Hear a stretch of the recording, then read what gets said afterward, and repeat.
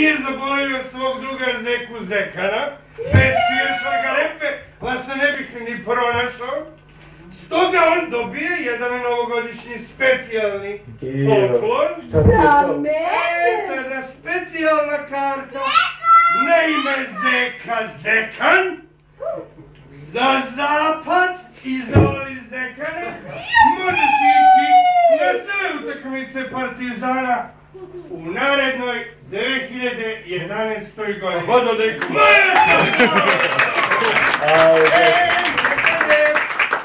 Hoćeš da odiš i mene na utakmicu? Može, Evo, Deko! neću više da odoblačim, sad ćeš da vidiš kako sam se ja spremio tek. Samo vidiš te. Imam problema s ovim dugmićima. O, dobro!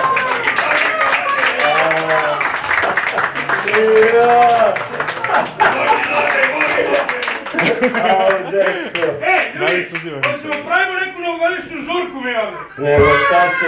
Hoćemo žurku. Ne čujem!